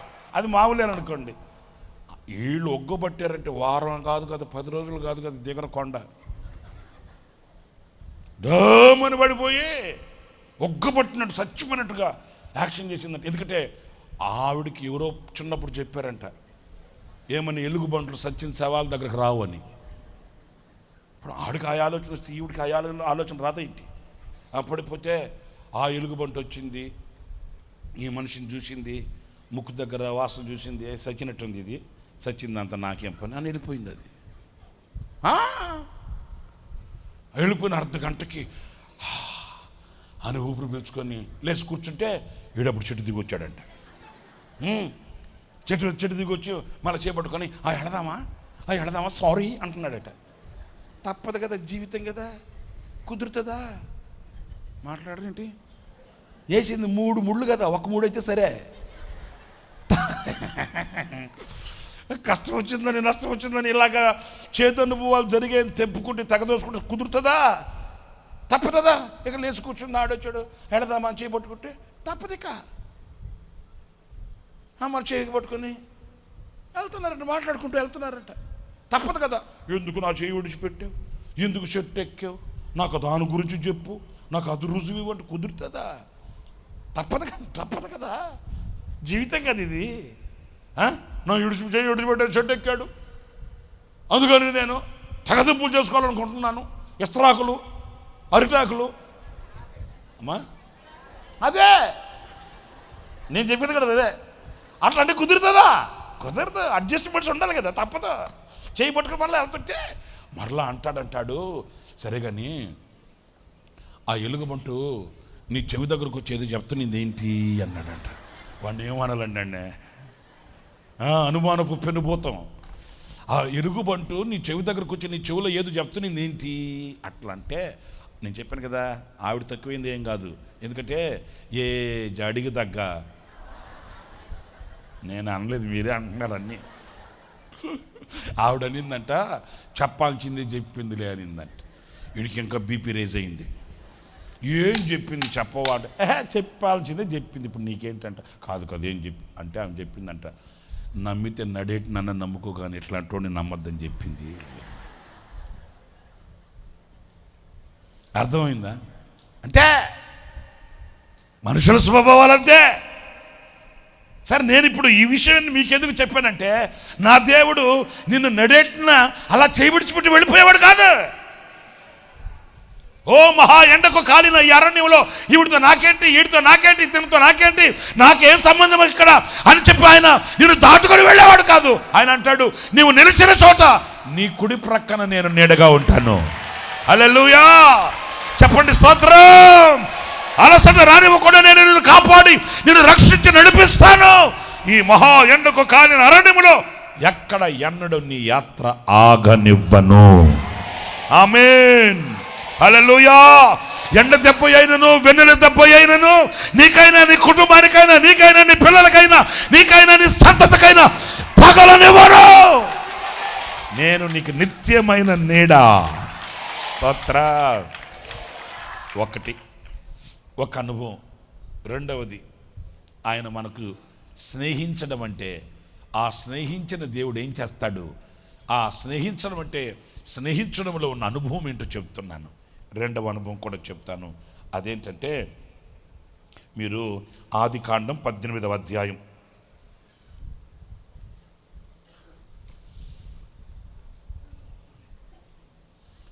మొదటి వాక్యాన్ని చదువుతాను. మమ్రే దగ్గరనున్న సింధూర వనములో అబ్రహాము ఎండవేళ గుడారపు ద్వారమందు కూర్చొని ఉన్నప్పుడు. ఎప్పుడంట? ఈ ఎండవేళ సింధూర వృక్షం దగ్గర, సింధూర వనములో ఆ గుడారం దగ్గర కూర్చొని ఉన్నాడంట. జాగ్రత్తగా వినండి. ఎప్పుడు? అందరు చెప్పండి. ఎప్పుడు? కృంగిన వేళలో. ఎప్పుడు? సమాధానం మీరే చెప్పాలి నాకు. ఎప్పుడు? ఎండవేళ కృంగినప్పుడు, మనసంతా వికారమైనప్పుడు, ఇటు తోచని పరిస్థితుల్లో ఒంటరిగా ఇంటి మీద ఒంటిగా ఉన్న పిచ్చుకోవాలి, అలసిన శరీరముతో, వేసారిన మనసుతో, కృంగినటువంటి స్థితిగతుల మధ్య, ఆ ఎండవేళ, ఆ శోధన వేళ, ఆ ఇరుకు ఇబ్బంది కలిగిన ఆ స్థితిగతుల మధ్య అతడు గుడారము దగ్గర ఒంటరిగా కూర్చొని ఉండగా, ఏ అబ్రహాము ఏంటలాగైపోయావు? ఏం చెప్పనండి. ప్రాణాధికంగా ప్రేమించిన వాళ్ళు కూడా ఇట్లా చేస్తారా? ప్రాణాధికంగా ప్రేమించిన వాళ్ళు, తోడుంటానన్న వాళ్ళు కూడా ఇలాగ వేరైపోతారా? ఈ ఎండవేళ సింధూర వృక్షం దగ్గర ఒంటరిగా ఆ ఎండలో ఆ ఎండకి గుడారం దగ్గర కూర్చొని ఉన్నాడంట. ఆ ఎండవేళ దేవుడు, ఆ మాట చదవండి, యెహోవా అతనికి కనబడెను. అది కొట్టను, గట్టిగా చప్పట్లు గట్టిగా కొట్టు. సచ్చి దెబ్బలు కొడతారండి. Praise the lord, praise the lord. ఆ ఎండవేళ దేవుడు అతనికి దర్శనమిచ్చాడంట. దేవుడు అతనికి ప్రత్యక్షమయ్యాడట. దేవుడు అతనికి కనపడ్డాడట. ఇప్పుడు నేను ఒక్క మాట మిమ్మల్ని అడుగుతున్నాను, మీరు టక్కుమని సమాధానం చెప్పండి. ఎప్పుడన్నా మీరు కృంగి, ఎప్పుడన్నా మీరు అధైర్యపడి, ఏదో మనసంతా చికాకుగా ఉన్నప్పుడు వెంటనే దేవుడు మీకు కనపడ్డాడు అనుకో, ఎట్లా ఉంటుంది మీరు చెప్పండి? మీరు ఏదన్నా ఇబ్బందుల్లో ఉన్నప్పుడు, కష్టంలో అట్లా ఉన్నప్పుడు వెంటనే నేను మీకు ఫోన్ చేశాను అనుకో, మీకు ఎట్లుంటుంది? చెప్పండి. మరి నేను ఫోన్ చేస్తేనే మీకు అట్లుంటే, సాక్షాత్ దేవుడి మీకు కనబడితే ఎట్లుంటుంది? హల్లెలూయా, హల్లెలూయా. ఆ దైవ సారూప్యం, ఆ దైవ ప్రత్యక్షత, ఆమేన్. మరపురాని నిందలలో మనసున మళ్ళే మంటలలో, మరపురాని నిందలలో మనసున మళ్ళే మంటలలో మమతను చూపినని సిలువను, మమతను చూపినని సిలువను మరచిపోదునా నిరాకను,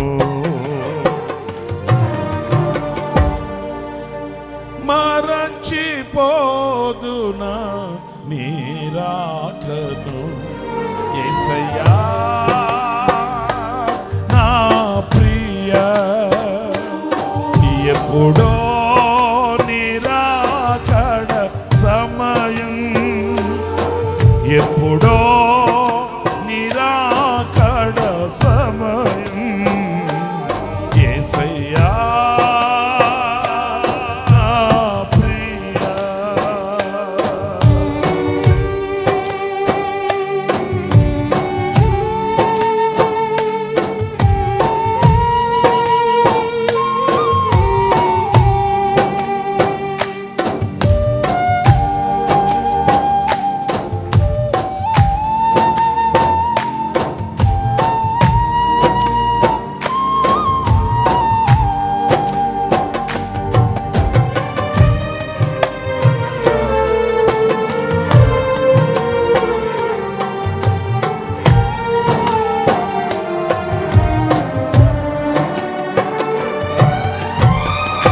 దురవస్థలలో ఒంటరినై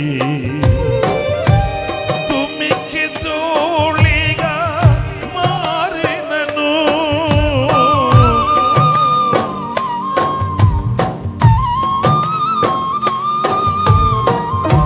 దురవస్థలలో ఒంటరినై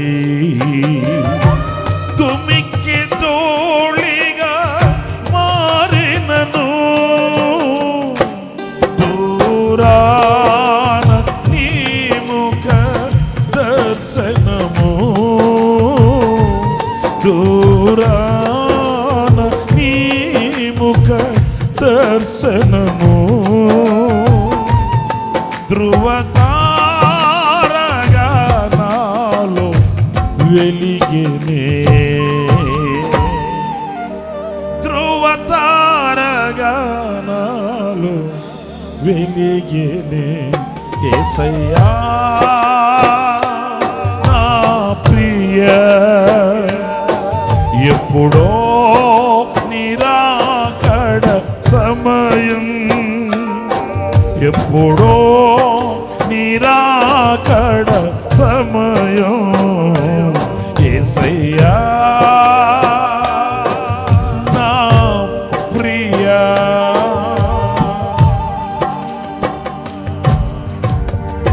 అబ్రహాము ఒంటరిగా కూర్చొని ఉన్నాడంట. ఎందుకని? ఆధారపడిన వాళ్ళు లేరు, నమ్ముకున్న వాళ్ళు లేరు, తోడుంటా ఉన్న వాళ్ళు వేరైపోయారు. ఒంటరిగా ఇంటి మీద ఒంటిగా ఉన్న పిచ్చుకోవలే అల్లాడిపోతూ తల్లడిల్లిపోతూ అది ఎండవేళ. కొన్ని సందర్భాలలో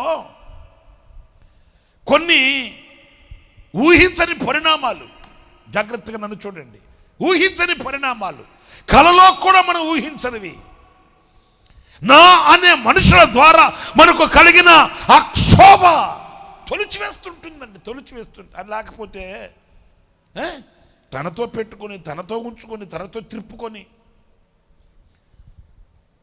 నలుగురిలో ఒకటిగా ఎంచి పెంచి భుజాల మీద మోసాడు కదా. అలాంటి ఆయన్ని శత్రువులతో చేతులు కలిపి శత్రువులతో కొమ్ముక్కైపోయి నేను ఎవరికైతే ముద్దు పెడతానో అతడే బోధకుడు, మీరు మరలా మీరేమీ కంగారు పడాల్సిన అవసరం లేదని చెప్పి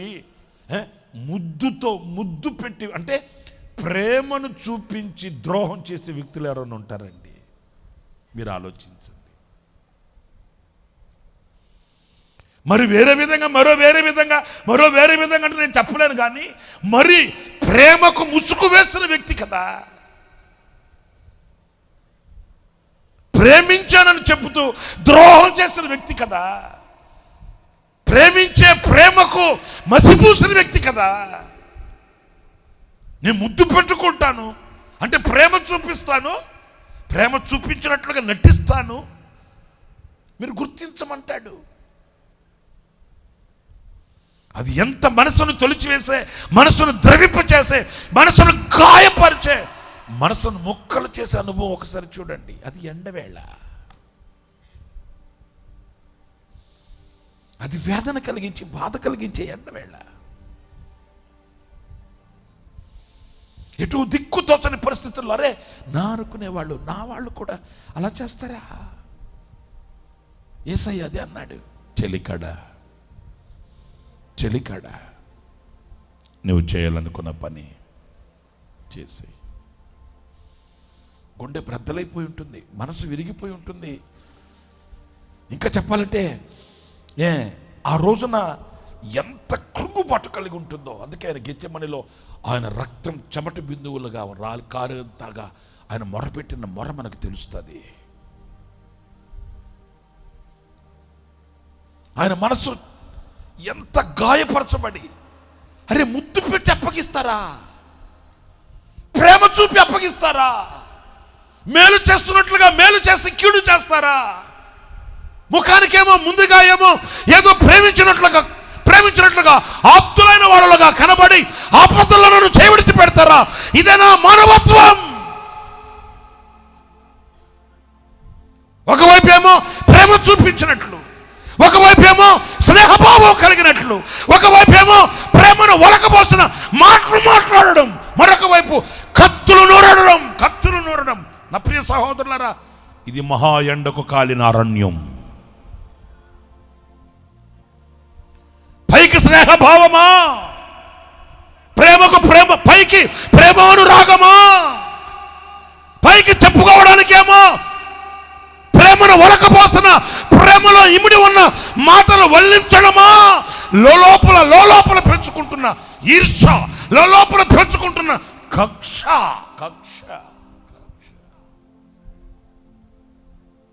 చెలికాడ నువ్వు చేయాలనుకున్నది చేసి, నేను సిద్ధపడే ఉన్నాను. నా యేసయ్య మనస్సు ఎలా ఉంటుందో ఒకసారి ఆలోచించి చూడండి. ఈ మహా ఎండకు కాలిన అరణ్యంలో నీవు నేను ఆరాధించే మన యేసయ్య కూడా నడిచాడు. నీవు నేను మనం నడిచే ఈ అరణ్యంలో యేసయ్య కూడా చెప్పండి నడిచాడు. అప్పటి వరకు తనతో ఉన్న శిష్యులు లేరు, అప్పటి వరకు తనతో నడిచిన శిష్యులు లేరు, అప్పటి వరకు బోధకుడా అని పిలిచిన వాళ్ళు ఇప్పుడు లేరు. అప్పటి వరకు ఆయన చేతితో తుంచి పంచి పెడుతుంటే తిన్నవాళ్ళు, త్రాగిన వాళ్ళు, ఆయనను అనుసరించి ఆయనతో వెంబడించిన వాళ్ళు చల్లాచెదరైపోయారు. ఎండవేళ ఒక్కడే మిగిలిపోయాడు.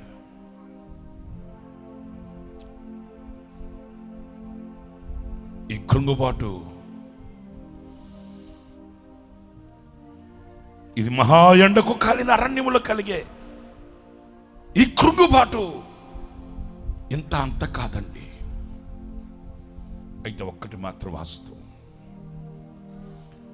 ఆదరణ లేదనుకోవద్దు, ఇక బ్రతుకంతా ఇంతే అనుకోవద్దు.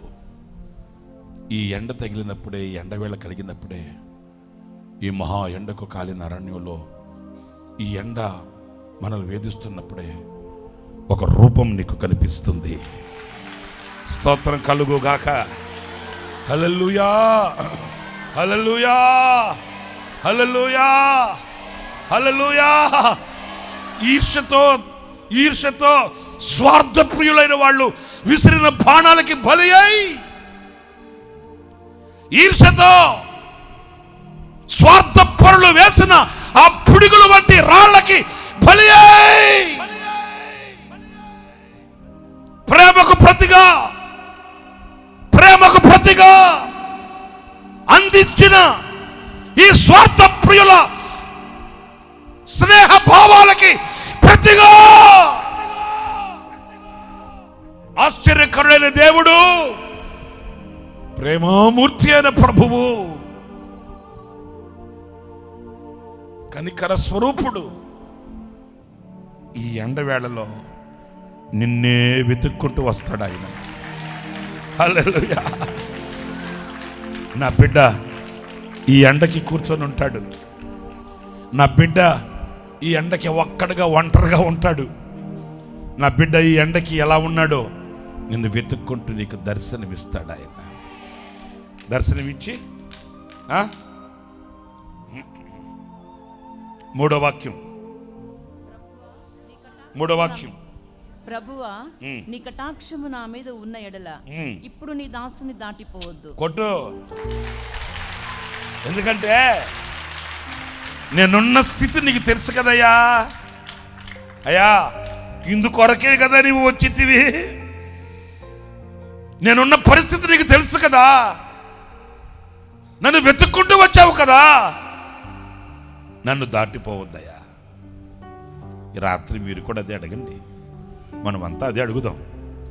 నన్ను, నా పరిస్థితి నీకు తెలుసు కదా. నా హీన స్థితి చూచి నా రక్షణ శృంగమై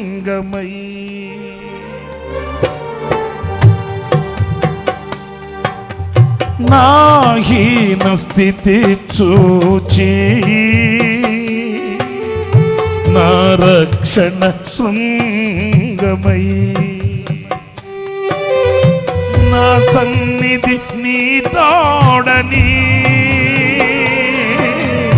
నన్ను ధైర్యపరచిన నా సన్నిధి నీ తోడని నన్ను ధైర్యపరచిన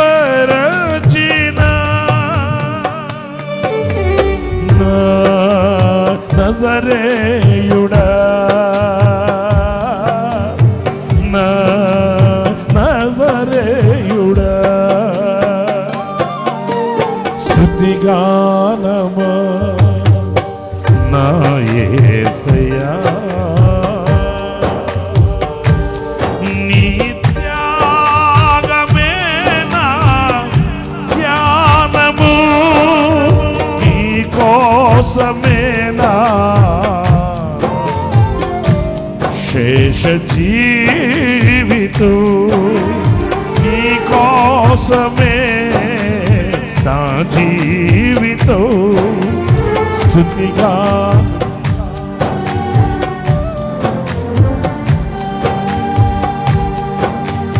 నీ కృప పొందుటకు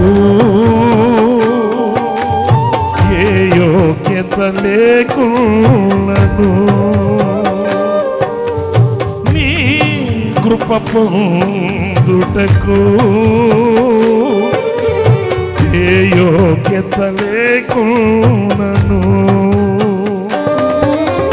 నీ నామ ఘనతకే శాశ్వత నీ కృపతో,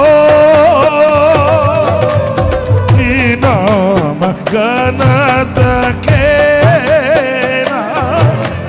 శాశ్వత నీ కృపతో నన్ను నింపితివా, నన్ను నింపితివా.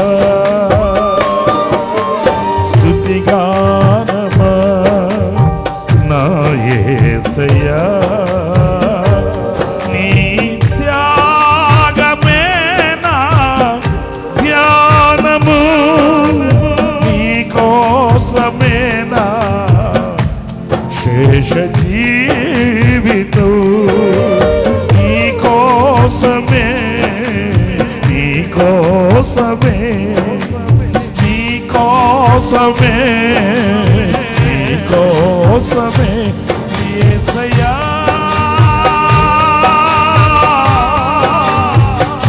యేసయ్యా, యేసయ్యా, నీ కోసమే, నీ కోసమే, నీ కోసమే, నీ కోసమే, నీ కోసమే నా,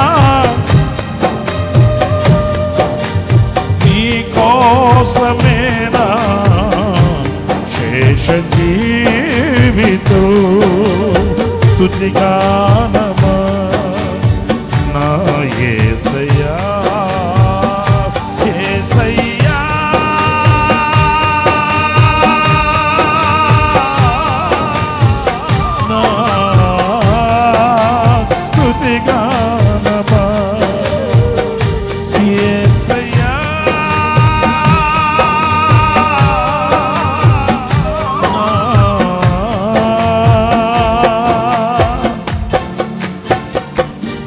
స్తుతిగానమా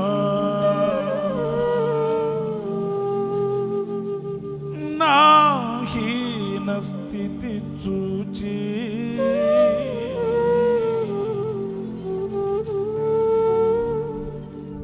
నా హీన స్థితి చూచి నా రక్షణ శృంగమై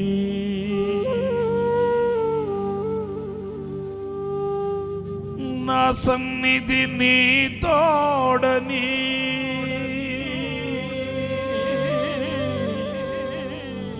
నన్ను ధైర్యపరచిన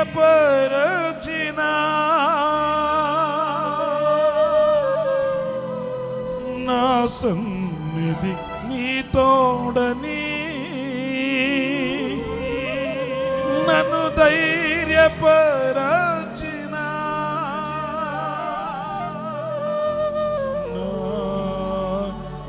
నజరేయుడా నా నజరేయుడా యేసయ్యా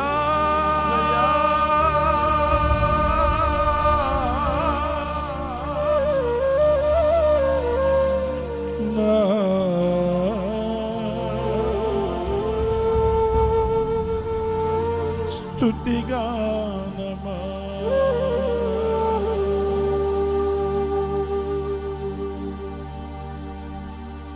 నీ కృప పొందుటకు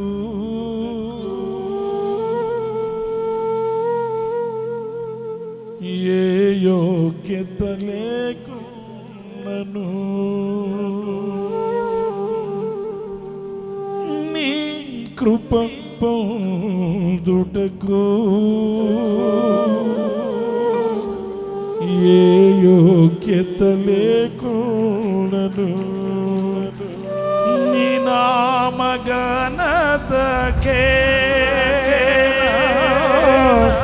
శాశ్వత నీ కృపతో నీ నామ ఘనతకే శాశ్వత కబా కబా శమాన తిరిమి కబల నమదిని లిబబల శమకబల తిరిమి కల నమదరా లిబబల శమకర తిరిమి కబక కల నమదిని రిబన తిరిమి బగలన శమబవ లిబలన తిరిమి శమకబ కబక తిరిమి కల నమదిని రిబబల శమకబ కల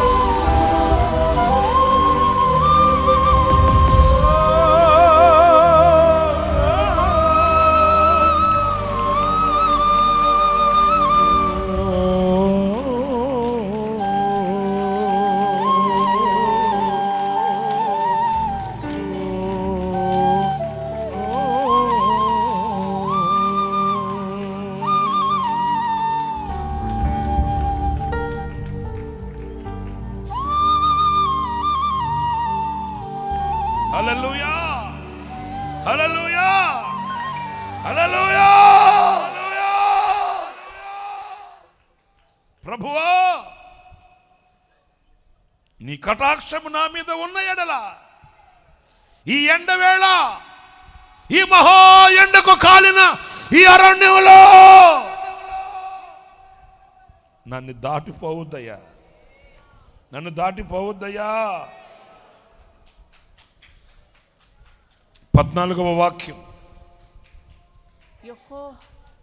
యెహోవాకు అసాధ్యమైనది ఏదైనా ఉన్నదా యెహోవాకు నిన్ను దర్శించిన దేవునికి నీ ఎదుట నిలిచిన దేవునికి ఈ మహా ఎండకు కాలిన అరణ్యంలో నిన్ను వెతుక్కుంటూ వచ్చిన దేవునికి అసాధ్యమైనది ఏమైనా ఉందా కొట్టు చప్పట్ల గట్టిగా కొట్టు హల్లెలూయా హల్లెలూయా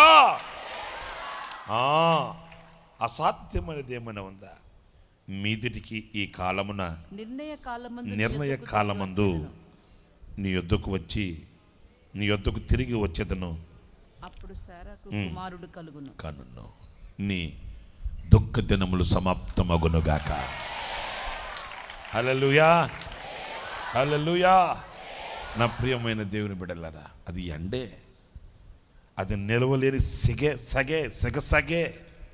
కానీ ఆయన నీకు ప్రత్యక్షమవుతాడు. ఆయన నీ ఎదుట నిలుస్తాడు. ఆయన నీ అక్కర తీరుస్తాడు. కృంగిన నీ మదిని నింగిరికెత్తుతాడు. ఆయన ప్రత్యక్షత నీకు కలుగుతుంది. ఎప్పుడు మహా ఎండకు కాలిన అరణ్యములో ఆ ఎండవేళ ఎండే. కానీ ఆ ఎండవేళ ఆయన రూపం మనకు కనిపిస్తే, ఆయన దర్శనమే మనకు వస్తే, ఆయనే మన ఎదుటి నిలిస్తే ఎండేంటి ఎండ అంతే. మురిపిస్తాడు, నిన్ను ఏలుకుంటాడు, నిన్ను పాలిస్తాడు. ఇక ఆ ఎండగా కాదు, ఆయన రూపం, ఆయన దర్శనం, ఆయనను చూడగానే పరవళ్ళు త్రొక్కుతుంది మనస్సు. నీవు కోరిన దానిని, నేను ఈ మాట చెప్పి మరొక మాటలోకి వెళతా. నీవు కోరిన దానిని నిశ్చయంగా నా దేవుడు ఆ ఎండవేళ నీకు అనుగ్రహిస్తాడు. నీ మనసులో అభిష్టాన్ని తీరుస్తాడు. నీ కోరికను నెరవేరుస్తాడు. నీ గుండెల్లో ఉన్న వేదనను తొలగిస్తాడు. ఎండను చూచి భయపడకు, ఎండవేళ నేను నీతో ఉన్నానని చెప్తాడు. ఆమేన్. ఆఖరికి ఇంకొక మాట 10 నిమిషాలు ఆ మాట ముగిస్తాను. అది కూడా ఏంటంటే యెషయా గ్రంథం 44వ అధ్యాయం. యెషయా గ్రంథం 44వ అధ్యాయం మొదటి వాక్యాన్ని చదువుతారు, జాగ్రత్తగా వినండి. అయినను నా సేవకుడు వగు యాకోబు, నేను ఏర్పరచుకున్న ఇశ్రాయేలు వినుము. నిన్ను సృష్టించి గర్భములో నిన్ను నిర్మించి నీకు సహాయము చేయువాడైన యెహోవా ఈలాగు సెలవిచ్చుచున్నాడు. నా సృష్టించి నిన్ను నిర్మించి, అందరూ చెప్పండి, గర్భములో నిన్ను సృష్టించి, గర్భములో నిన్ను నిర్మించి, సృష్టించి నిర్మించి. అందరూ చెప్పండి, సృష్టించి నిర్మించి. అందరూ చెప్పమన్నాను కదా. సృష్టించి నిర్మించి, సృష్టించి. నిన్ను నిర్మించింది ఎవరు? నిన్ను సృష్టించింది ఎవరు? నిన్ను సృష్టించింది ఎవరు? నిన్ను నిర్మించింది ఎవరు? ఆయనే. నిన్ను సృష్టించి, నిన్ను నిర్మించి, నీకు సహాయము చేస్తూ, అర్థమవుతుందా? నిన్ను ఏర్పరచుకున్న ఆ దేవుడు చెప్తున్నాడు. 3వ వాక్యం, నేను దప్పిగల వాని మీద నీళ్లను,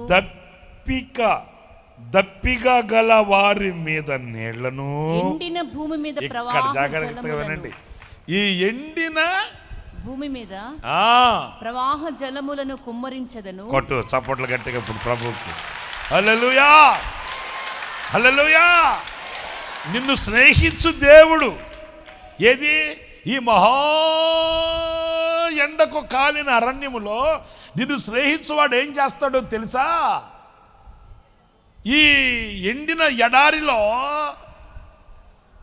భీకర రూపము దాల్చిన లోకంలో, ఈ పొగ సగలు కక్కుతున్న ఈ లోకంలో ప్రవాహ జలములను కుమ్మరిస్తాడంట.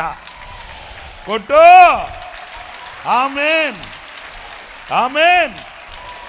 గవర్నమెంట్ వాళ్ళకి ఒక జీవో ఉంటుంది. నాకు తెలిసిన దాంతవరకు చెప్తున్నానండి. నాకు అంత లోక జ్ఞానం ఏమీ లేదు, పొలిటికల్ జ్ఞానం 0. నాకు తెలిసింది చెప్తున్నానండి.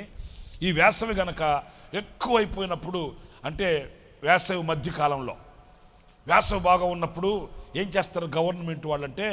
రోడ్లన్నీ తడుపుతారా లేదా? మరలా ఏమో అక్కడక్కడ షెల్టర్లు వేసి మజ్జిగ ఇస్తారు. ఓకే, చల్లటి నీళ్ళు ఇస్తారు. మీరు గుర్తించారో చూసారో లేదు కానీ మధ్యాహ్నం వేళల్లో చూస్తే రోడ్లన్నీ తడిపి చల్లపరుస్తారు. మన గవర్నమెంటే అంత జాగ్రత్తలు తీసుకుంటే, హెవెన్లీ గవర్నమెంట్ ఒకటి ఉంది. ఏమే? హల్లెలూయా. ఈ హెవెన్లీ గవర్నమెంట్ ఏం చేస్తుందో తెలుసండి? ఈ మహా ఎండకు కాలిన ఈ అరణ్యములో సస్తదికి ఈ ఎండ. ఆమేన్, హల్లెలూయా. ఎంత ఎండ మన మీద విరుచుకుపడాలని అంటున్నా దేవుడు చల్లపరిచేస్తాడు అంతే, మొత్తం చల్లగా. ఎందుకంటే ఈ మహా ఎండకు కాలిన అరణ్యాన్ని దెబ్బకి ఏం చేస్తాడంటే ఎండిన భూమి మీద ప్రవాహ జలములను చల్లడం కాదు. మున్సిపాలిటీ ట్రాక్టర్లు చూడండి మీరు, కావాలంటే వేసవి వస్తుంది కదా, స్టార్ట్ అయింది కదా, చూడండి ఎండాకాలం మంచి ఎండలో ట్రాక్టర్లో నీళ్ళు తీసుకుంటాడు, వెనకాల నిల్చొని కాలు అడ్డం పెట్టి చెయ్యి అడ్డం పెట్టి అనుకుంటూ పోతూ ఉంటాడు. అడప తడుపుకుంటూ వెళ్తారు అంతే. వాళ్ళ స్టామినా అంతే. అంతేకాని రోడ్డు నిండా నీళ్లు నింపుతాడా మీరు పోయి ఈత కొట్టడానికి? ఏదో ఉపశమనం కొరకు, అంత కాకపోయినా కొంతైనా వాళ్ళు చేసే సహాయం చేసి రోడ్డు మీద తిరిగి వాళ్ళు సెగదగలకుండా శుభ్రంగా అట్లా చేస్తారా? నా దేవుడు అట్లా అరా కొర్ర చేసి ఏదో అరామరా పెట్టి కాటాకొడు లోట సాంబార్ ఇచ్చి సర్దుకుపో అట్లా అనడు. మహా ఎండవేళ చల్లగా పడుకునేటట్లు మొత్తం చల్లబరిచేస్తాడంతే. పిడుగులు విసిరే మెరుపుల వంటి శత్రువులే నాకు ఎదురై నిలచిన, నాకు విరోధముగా రూపించిన ఏ ఆయుధము వర్తిల్లలేదే. పిడుగులు విసిరే మెరుపుల వంటి శత్రువులే నాకు ఎదురై నిలచిన, నాకు విరోధముగా రూపించిన ఏ ఆయుధము వర్తిల్లలేదే. నాకు విరోధముగా రూపించిన ఏ ఆయుధము వర్తిల్లలేదే. ఎందుకు వర్తిల్లలేదు? ఎందుకు వర్తిల్లలేదు? వేసిన ప్రతి మిసైల్ ఏంది? మిసైల్స్ ఏది వేసినా అది వస్తే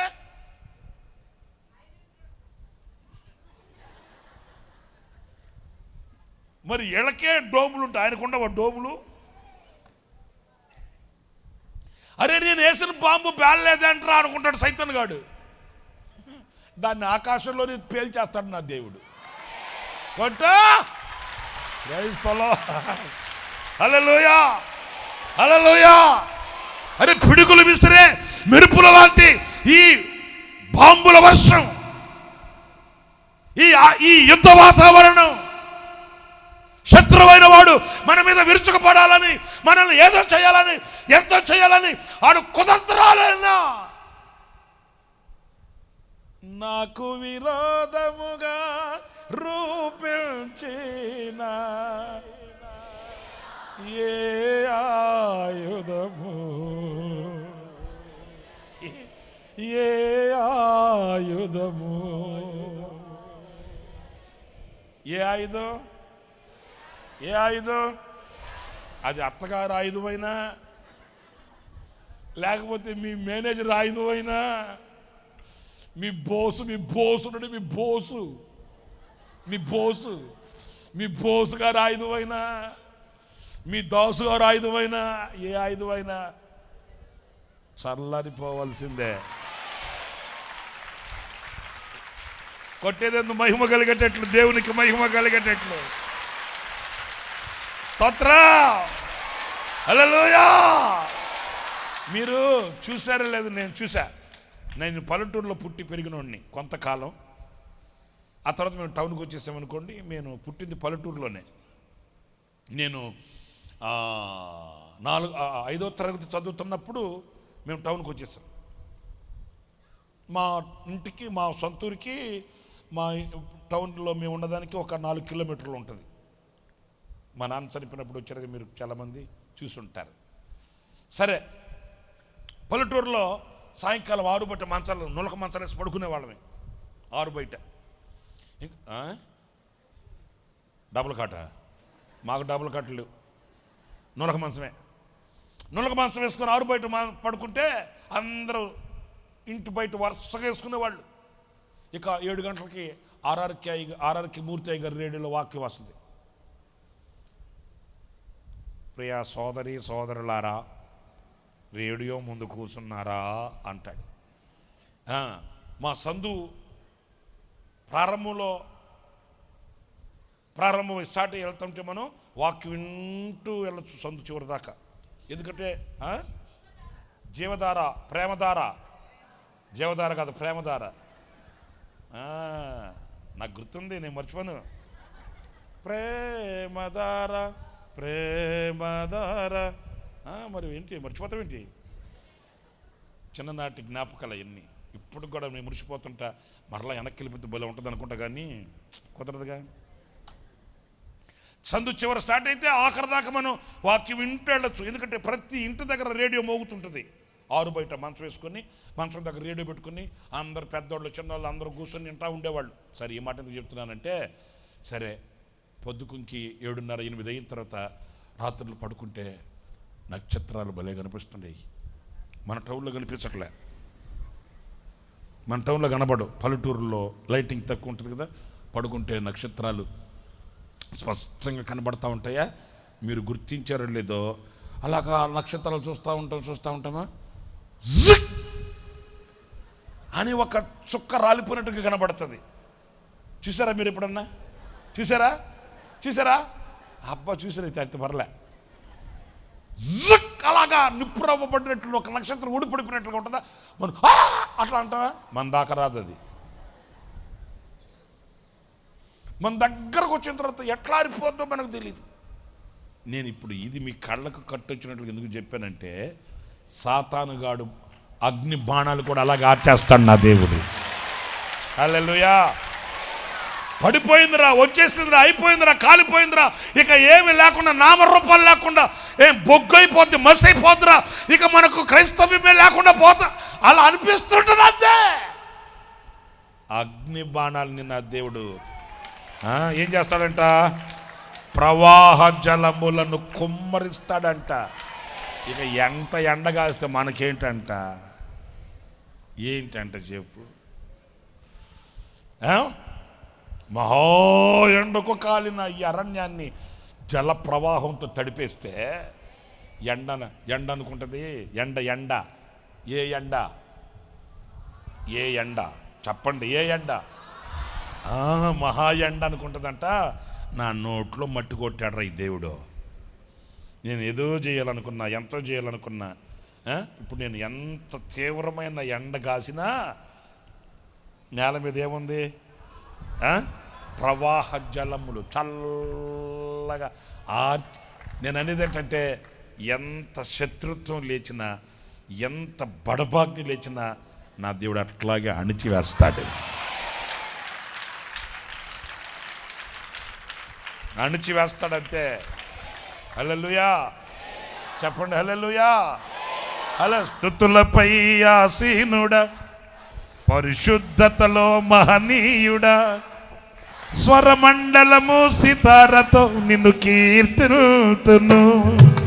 స్తుతులపై ఆసీనుడా, స్వరమండలము సితారతో కీర్తిల్తును.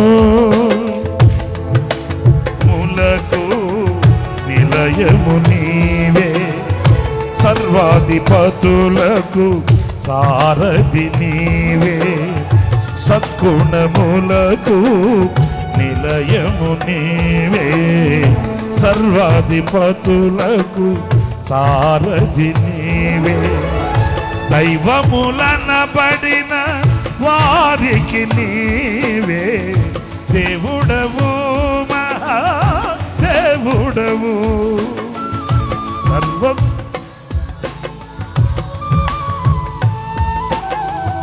దేవుడవు, మహాదేవుడవు. ఇదిగో నా జీవితం దేవానికి అంకితం, బ్రతుకైనా చావైనా నీకోసమే. ఇదిగో నా జీవితం దేవానికి అంకితం, బ్రతుకైనా చావైనా నీకోసమే. సర్వాధిపతులకు, అందరూ సర్వాధిపతులకు నడిపించే సారథి ఆయన. దైవములనబడిన వారికి మహాదేవుడైన. చెప్పండి, అందరు చెప్పండి, ఏ దేవుడైనా? అందరు చెప్పండి, ఏ దేవుడైనా? ఆ మహాదేవుని ఎదుట ఈ మహా ఎండ ఎంతటిది, ఎంతటిదండి. మహా ఎండకు కాలిన అరణ్యంలో నేను ప్రవాహ జలములను ప్రవహింపచేస్తాను, నిన్ను స్నేహించువాడను నేను. ఆమేన్, హల్లెలూయా. బగ బగ బగ బగ మండే మంటల్ని ఆర్చివేస్తాడు ఆయన, అంతే. హల్లెలూయా. అగ్నికి ఆహుతి కావాలని కంకణ కట్టిన సాతాను యొక్క కుతంత్రాలను కుప్పకూలుస్తాడు ఆయన, అంతే. ఆకాశాన్ని నింగినంటున్న కోట గోడలను ఏం చేస్తాడు? కుప్పకూలుస్తాడు. దాని పునాదులతో కూడా కదుపుతాడు ఆయన. నిన్ను స్నేహించేవాడు ఆయన. ఆమేన్. నా ప్రియమైన దేవుని బిడ్డలారా, ఇదిగో నీవు దేనిని గూర్చి చింతించవలసిన అవసరం లేదు. ఈ మహా ఎండకు కాలిన అరణ్యంలో నిన్ను స్నేహించువాడు. 3 విషయాలు చెప్పాను నేను మీతో. నిన్ను స్నేహించువాడు ఏం చేస్తాడంటే నీకు నీడగా ఉంటాడు. ఆమేన్. 2, నీకు ప్రత్యక్షమవుతాడు. 3, ప్రవాహ జలములను కుమ్మరిస్తాడు. ఈ ఎండ సెగ నీకు తగలనివాడు. అది ఎండే కావచ్చు, ఎండే ఉండనే. వడ్డిచ్చేవాడు మేనమామ అయితే ఏ మూల కూర్చుంటే ఏముంది, ముక్కలు రావా ఏంటి? ఉండనే, లేకనే, రానే. ఏంట్రా నీ ధైర్యం? ఎండొస్తే నీకేంటి, ఏం కాదా? ఎందుకనే? నేను నీడలోనే ఉంటా, నా దేవుని చూస్తుంటా. ప్రవాహ జలములను కుమ్మరించబడితే నేను చల్లగానే ఉంటాను. మీరు ప్రార్థన చేసుకోండి. ఓకే చేసుకుంటారా? ప్రార్థన చేసుకుంటారా? ఏమని ప్రార్థన చేస్తారు? నాయనా, ఈ వాగ్దానాన్ని నాకు నెరవేర్చి ఈ మహా ఎండకు కాలిన అరణ్యంలో నన్ను స్నేహించువాడుగా నీవు. భీకరధ్వని గల మార్గమునందు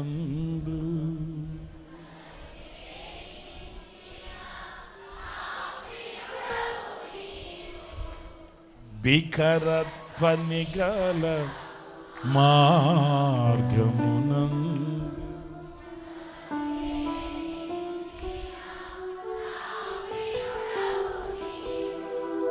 కలనైన మరువను నీవు నడిపిన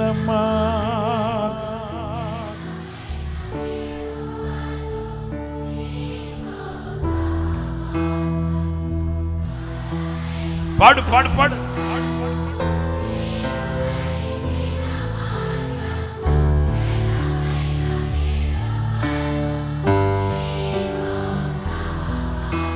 ఓ బికరని గల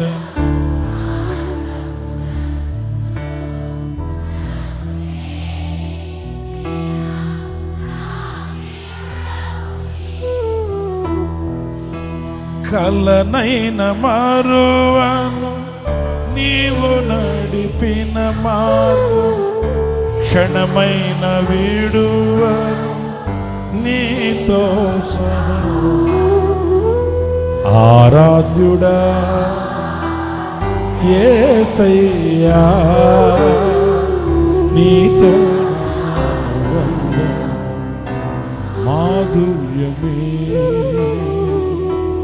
ఆరాధ్యుడా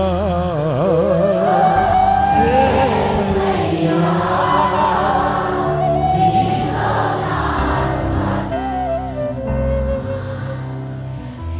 మాధుర్యమే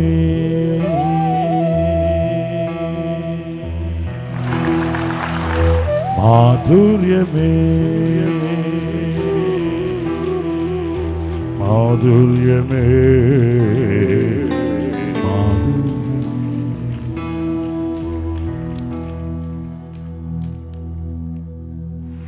లేచి నిలబడదాం, అందరూ లేచి నిలబడదాం, ప్రార్థన చేసుకుందాం.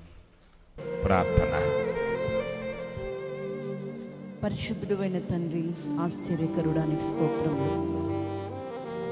గతించిన 3 మాసములు నీ కృపలో మమ్మల్ని దాచి భద్రపరిచి ఈ 4వ నెల మొదటి దినం వాగ్దాన సందేశ కూడికలో మమ్మల్ని సజీవులుగా నిలిపి ఇలా మిమ్మల్ని స్తుతించుటకు, ఆరాధించుటకు, కృతజ్ఞతతో నీ వైపు చేతులెత్తి మీ నామాన్ని పొగడుటకు, కనపరచుటకు మీరు మాకు ఇచ్చిన భాగ్యం కొరకై నేను స్తుతిస్తున్నాను తండ్రి. మహా ఎండకు కాలిన అరణ్యములో నిన్ను స్నేహించువాడను నేనే అని మీరు మాకు వాగ్దానం చేసినందుకు ఆయనకి స్తోత్రం. అవును ప్రభువా, లోకం మమ్మల్ని స్నేహించలేదు, లోకం మమ్మల్ని ద్వేషిస్తుంది తండ్రి. నైనా ఈ సందర్భంలో మీరు మాత్రమే మీరు మమ్మల్ని స్నేహించి, మమ్మల్ని ప్రేమించి, మమ్మల్ని హక్కున చేర్చుకుంటున్నందుకు ఆయనకి స్తోత్రములు చెల్లిస్తున్నాను. లోకానికి వేరే బ్రతకాలని ఆశించినందుకు లోకం మాకు ప్రభువా తండ్రి శత్రువుగా మారిపోయింది. అయినను ప్రాణప్రియుడవు, మా కొరకై ప్రాణం పెట్టిన యేసయ్య, మా కొరకు ప్రాణ క్రయధనమును చెల్లించిన దేవుడవు, మమ్మల్ని స్నేహించుటకు దిగి వచ్చినందుకై నీకు స్తోత్రములు చెల్లిస్తున్నాను తండ్రి. ఈ భయంకరమైనటువంటి శ్రమలు, శోధనలు, ఇబ్బందులు, ఇరుకులు అనే ఈ ఎండలో మీరు నీడగా ఉండబోతున్నందుకు ఆయనకి స్తోత్రం. మా కురుడి ప్రక్కన మీరు నీడగా ఉండబోతున్నందుకు ఆయనకి స్తోత్రం. మేము అలసిపోక, మేము కృంగిపోక మీ సన్నిధిలో తండ్రి ఎండ దెబ్బ తగలకుండా క్షేమముగా ఉండేటట్లు మీరు మాకు నీడగా ఉండబోతున్నందుకు ఆయనకి స్తోత్రములు చెల్లిస్తున్నాను తండ్రి. ఒంటరిగా అబ్రహాము ఎండవేళల కూర్చొని ఉన్నప్పుడు మీరు కనబడ్డారు. అవును తండ్రి, నైనా జరిగినటువంటి పరిణామాలను బట్టి, కోల్పోయినటువంటి దానిని బట్టి, ఒంటరి స్థితిలో దిగులుతో కూర్చొని ఉన్నటువంటి ప్రతి బిడ్డకు మీరు ప్రత్యక్షము కాబోతున్నందుకై, మీరు దాటి వెళ్ళక నైనా ప్రతి వాని దుఃఖము ఎగిరిపోయేటట్లుగా చేయబోతున్నందుకై నీకు స్తోత్రములు చెల్లిస్తున్నాను. మీకు అసాధ్యమైనది ఏదీ లేదు కదా నైనా, మీకు సమస్తమును సాధ్యమే తండ్రి. ఒంటరిగా ఏ పరిస్థితుల్లో నీ బిడ్డల్ని సంధికి వచ్చి ఉన్నారు, అది అనారోగ్యమే అయినా, అది మానసిక వేదనే అయినా, అది ఆర్థిక ఇబ్బంది అయినా, మీరు జంటగా నిలిచి, మీరు దాటి వెళ్ళక, మీరు ప్రత్యక్షమై అద్భుతమైన కార్యములు చేయబోతున్నందుకై, నైనా ఆశ్చర్యమైనటువంటి కార్యములు మీరు చేయబోతున్నందుకై, నీ బిడ్డల ప్రతి నోటి నిండా నవ్వును మీరు కలిగించబోతున్నందుకై నీకు స్తోత్రములు చెల్లిస్తున్నాను తండ్రి. ఎండిన భూమి మీద ప్రవాహ జలములు కురిపిస్తానని సెలవిచ్చావు. అవును తండ్రి, విరోధుల యొక్క అగ్ని బాణములను ఆర్పివేసి ప్రశాంతతను, నెమ్మదిని కలుగు చేయగలిగినటువంటి గొప్ప దేవుడవు. ఇంత గొప్ప వాగ్దానాన్ని మీరు మాకు అనుగ్రహించారు. ఈ వాగ్దానం మేమందరము స్వతంత్రించుకుందుముగాక. మీరు మాకు స్నేహితుడిగా ఉండి నడిపించబోతున్నందుకై మరొకసారి మీకు కృతజ్ఞతాస్తుతులు చెల్లిస్తున్నాను. విశ్వసించి, ఆశించి నీ వైపు చేతులెత్తిన ప్రతి బిడ్డ ఈ వాగ్దానాన్ని ప్రభువు స్వతంత్రించుకొని నీ కొరకు సాక్షులుగా బ్రతకడానికి కృప చూపించమని ప్రార్థిస్తున్నాను. ఈ నెలంతయు అద్భుతంగా పోషించండి. నీ బిడ్డల యొక్క కష్టార్జితాన్ని మీరు దీవించండి. వారు చేస్తున్న ఉద్యోగ, వ్యాపారాలు, చేతి పనులు, పాడి పంటలు, ప్రయాణాలన్నింటిలో భద్రతను, కాపుదలను, సమృద్ధి, దీవెన మీరు కలుగు చేయమని ప్రార్థిస్తున్నాను. నీ కుమారుని ఇంతవరకు మీరు బలపరిచి వాడుకున్నారు, అందుకు నీ కృతజ్ఞతలనైనా. ఈ నెలంతయు విరామము లేకుండా ప్రతి దినం పలు చోట్ల కూడికల నిమిత్తమై వెళ్ళాలి. మార్గాల్లో తోడుగా ఉండండి. ప్రయాణాల్లో భద్రతను అనుగ్రహించండి. నిలిచిన ప్రతి చోట మీ నామ మహిమార్థమైన బిడ్డని సాధనంగా నాయన నీ నోటి బోరగా పరలోక ప్రకటనలు ఇచ్చి మీరు వాడుకోమని ప్రార్థిస్తున్నాను. ఈ భయంకరమైన ఎండ వేళల్లో ప్రభువా, ఎండ దెబ్బ తగలకుండా భద్రతను దయచేయమని ప్రార్థిస్తున్నాను. ఈ రాత్రి నీ సన్నిధికి చేరి వచ్చిన ప్రతి బిడ్డను మేళ్ళు చేత తృప్తిపరచమని, కృపాక్షేమాలు తోడయించమని, సమస్త ఘనత, మహిమ, ప్రభావం నీకు ఆరోపించుకుంటూ నజరేయుడైన యేసు నామం అడుగుచున్నాను తండ్రి, ఆమేన్. మన ప్రభువు అయిన యేసు క్రీస్తు కృప, తండ్రి అయిన దేవుని ప్రేమ, పరిశుద్ధాత్మనందుల అన్యోన్యమైన సహవాసం, సన్నిధి, సముఖం ఈ కూడికలో పాలు పొందిన వారికి, లైవ్ ద్వారా ఈ మాటలు వినిన వారికి, సకల కొడి పరిశుద్ధులకు సదాకాలం తోడయుండి నడిపించునుగాక. Amen, amen.